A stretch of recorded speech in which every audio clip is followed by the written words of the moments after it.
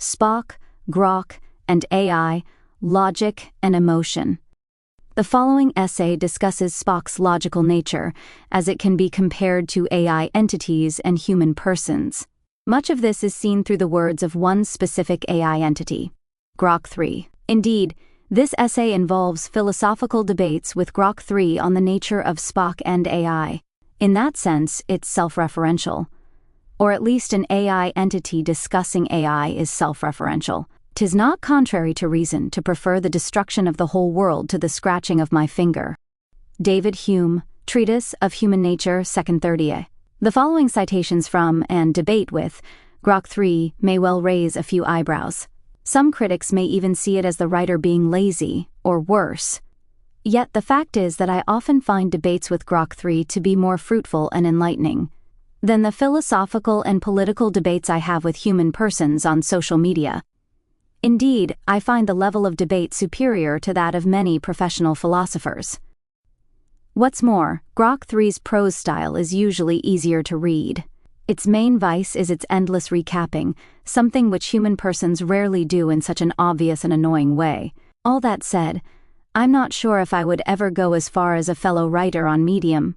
In his article, How I Beat ChatGPT for Now, Roderick Graham, a professor of sociology at Old Dominion University, candidly says, "In my courses, I encourage students to use ChatGPT to complete their assignments. I do not even require them to tell me when or how they use the application. I show students during class how I use ChatGPT to generate some of the course materials we are using. See here for the many educators who agree with Graham." Graham then defends or justifies his position in this way. "And yet, I believe I am getting higher quality work out of my students, and they are learning more. In this way, I can say I have beaten ChatGPT for now. By building in context and corporeality, I'm asking students to situate knowledge in real circumstances and to engage their bodies and senses in the learning process. These are dimensions of education that remain stubbornly and beautifully human. ChatGPT doesn't end higher education, at least not yet. In fact, it clears space for us to move past rote memorization and into what really matters: creativity, contextual thinking, and embodied engagement. Far from undermining originality, AI can make it easier for educators to design assignments that are richer, more demanding, and more human. How logical was Spock? Why does logical inquiry matter? Does logic itself show us that logical inquiry matters? Spock often stressed his own logical nature. Other members of the crew, specifically Dr. McCoy, picked up on his purely logical nature too. Yet if Spock had been purely logical, then why would he have been loyal to Captain Kirk, the Enterprise, and Starfleet? Why would he have done anything at all? Grok 3 believes that Spock might have been loyal to Captain Kirk, the Starfleet, and the Enterprise, even if he weren't half-human. It has it that Spock's actions would be driven purely by rational calculations of duty, utility, and Starfleet principles. Could Spock's loyalty to Captain Kirk be cashed out as the logical thing to do at the time and over time? But what does that mean?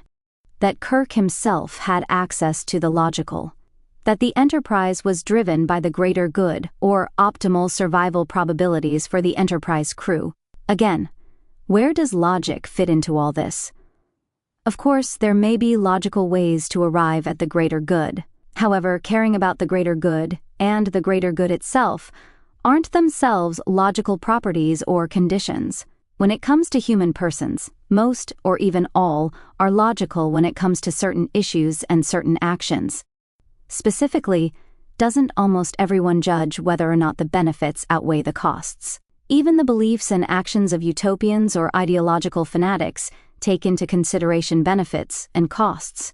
Of course, questions may need to be asked about how benefits and costs are cashed out. Why would Spock care about duty?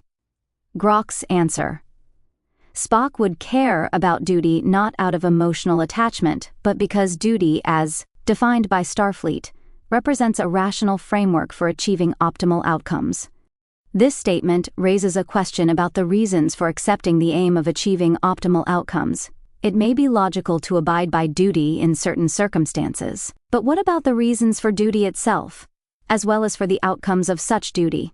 Perhaps duty squares with what Grok calls the utilitarian calculus for the greater good.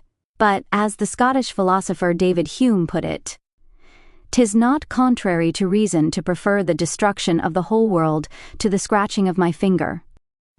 The general point is that without emotion or feelings, outcomes wouldn't have mattered to Spock. If he had been programmed, then that would be a different issue. AI entities can be programmed to care about all sorts of things. Indeed, they can even be programmed to endorse the Overton window and/or the greater good. See my Grok 3 looks through the Overton window Grok 3 on utilitarianism.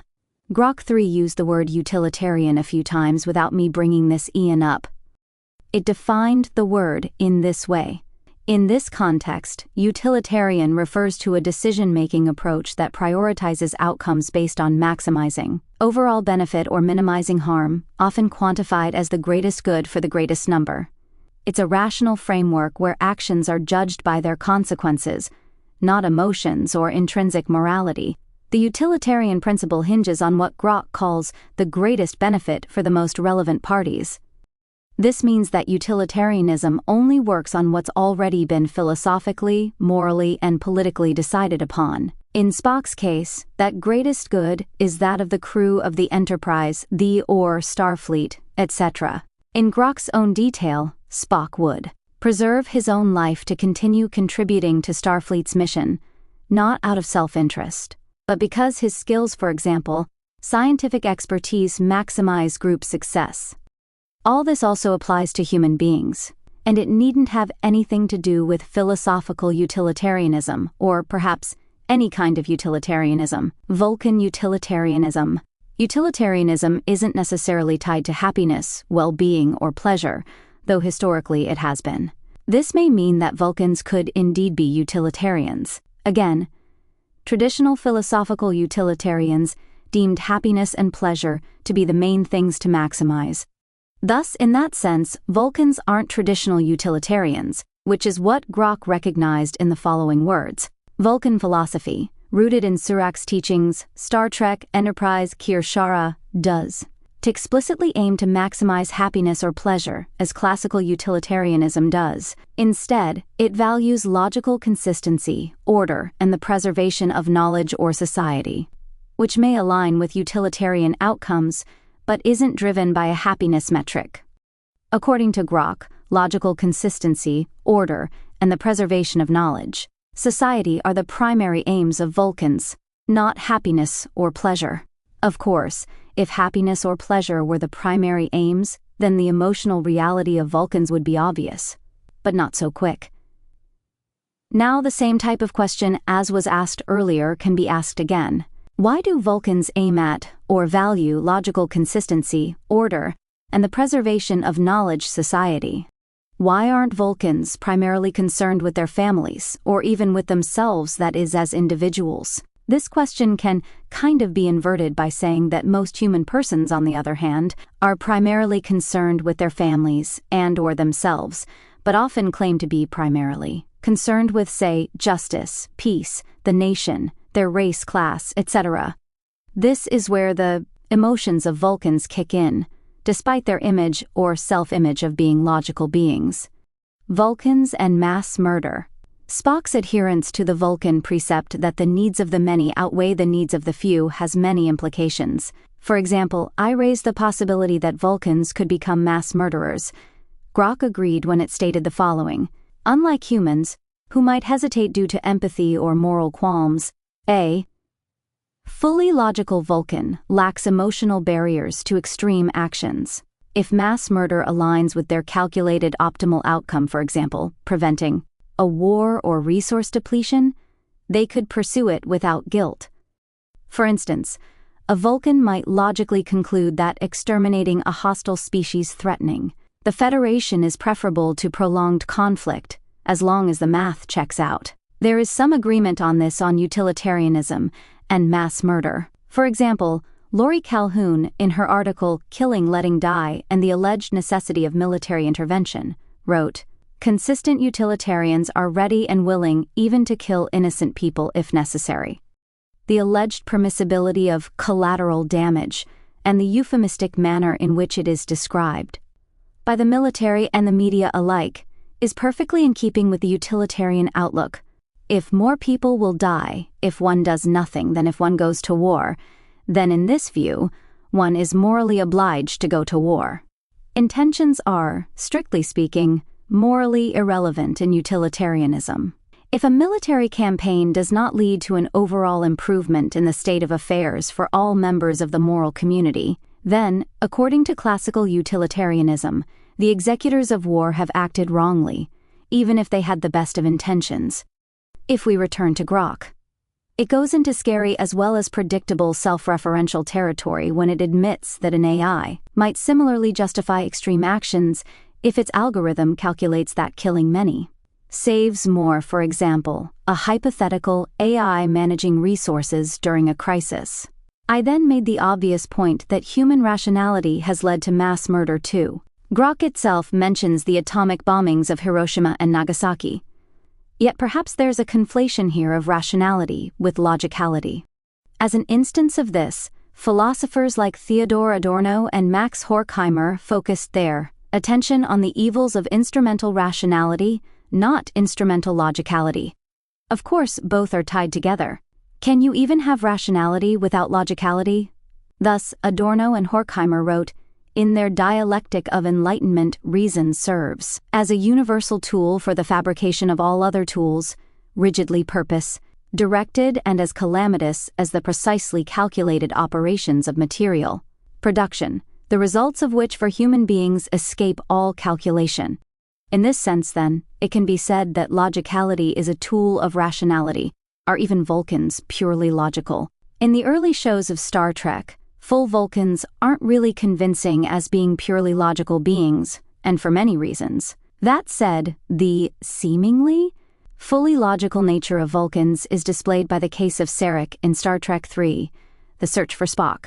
As Grok told me, Vulcans pursue outcomes like Spock's resurrection not out of love but because Sarek Sun's knowledge and potential serve Vulcan and Federation goals. According to Grok, Vulcans suppress emotions through discipline, not absence. In more detail, Vulcans' ability to suppress emotions relies on hormonal and neurological discipline, not an absence of feeling. This biological basis for control requires constant effort, unlike AI, which operates without such internal struggles.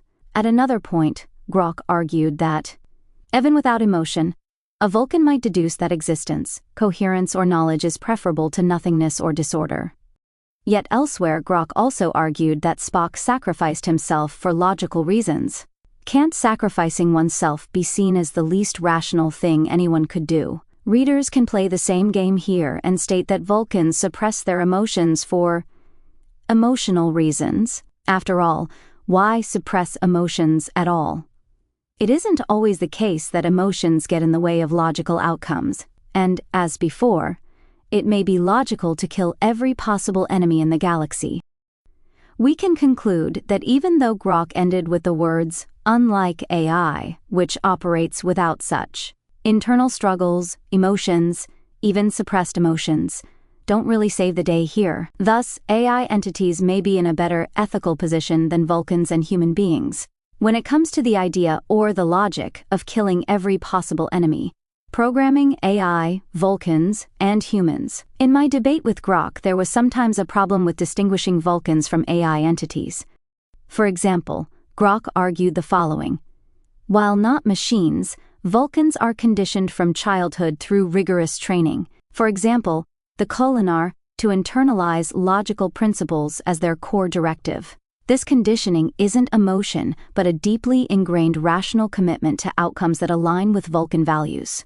Does this mean that Vulcans are literally programmed by their educators? Aren't human persons at least partially programmed by their educators too? Indeed, the Nazis and Soviet communists were programmed, like Spock, to prioritize collective welfare.